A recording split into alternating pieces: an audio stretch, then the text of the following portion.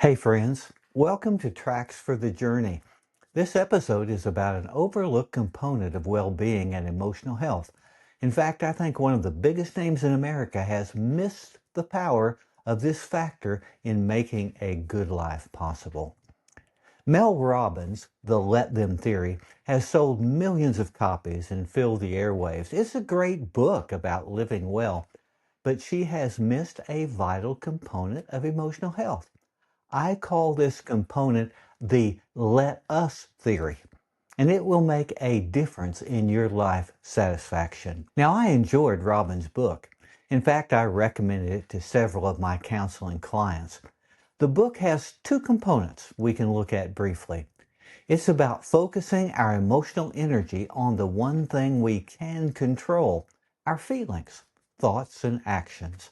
The first part is let them, meaning the choice when stressed about a social situation to give up our efforts to control and change the other person. That really is impossible, so we decide to let them have their behavior or their opinion.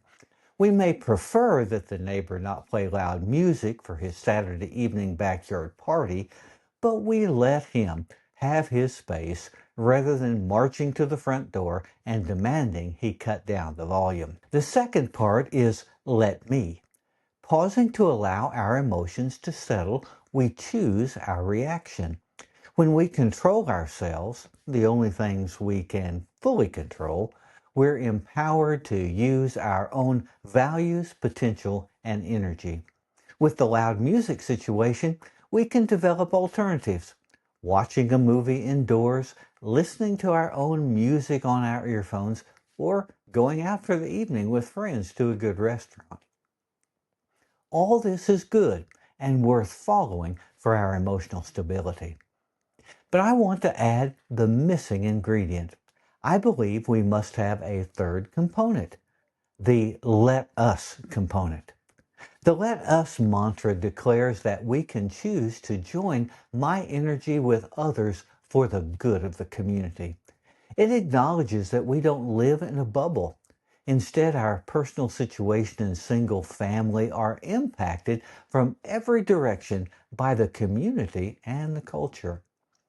Now, this isn't a new idea. It's the imperative of Scripture to love our neighbor as ourselves, lived at the scale of a whole community. Cain's impertinent question to God about Abel, am I my brother's keeper? Gets a clear yes. We are exactly that. The book of Ephesians reminds us that we're God's masterpiece made for good works, which were never meant to stop at our own front door. The words of this third component declare a big vision. Let us make a better world. Of course, it seems to be easier to live in our own bubble. We can create our own world with only the people and groups we want, choose to watch only our favorite TV shows and movies, and go to the church that suits our preferences. But in reality, we can't escape the influence of what's happening in our city, state, nation, and the world. The evidence of this truth is as close as the gas station, grocery store, schoolroom, and yes, what happens on our TV each day. Let me apply this mantra to the situation in the state where I live. You can apply it to your own situation.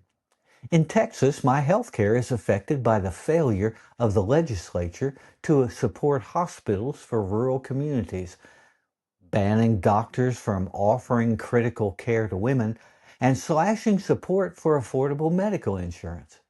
The education of my children and grandchildren suffers because the state has funded private schools instead of public districts.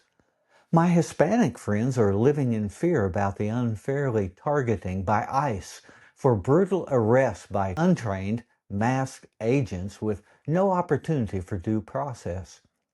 To have the best life, it's time to say, let us build a community that's free and equitable and affordable for everyone. In another example, Texas has the highest uninsured rate, creating a human toll of economic costs that will last for decades. So let us change this. And then I must mention that Texas companies have failed to provide workers with healthy conditions and wages that provide a living wage. Estimates are that 40% of Texas households cannot afford adequate housing, health care, and build assets for the future.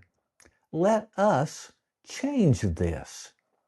And then finally, Texas companies have failed to guard the environment through reliance on fossil fuels, failure to reduce factory pollution, and evading regulations. Let us change this. You get the drift. No matter where you live, let them and let me have a role in your emotional health. But taking the next step, let us expands our vision to make our community a better place for everyone. So what does let us look like this week? It can be actions like showing up at a school board meeting, a neighborhood cleanup effort, or a food pantry shift. It can be learning who represents you and telling them what you're seeing in your neighborhood that they can't see from the faraway state capitol or even Washington, D.C.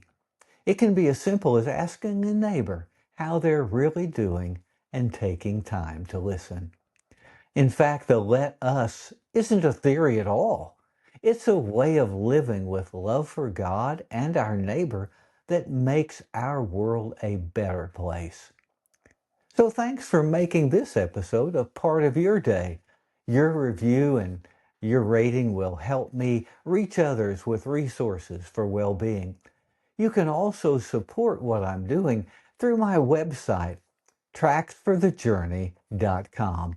Thanks so much for being a part of listening today, and may your journey be filled with well-being.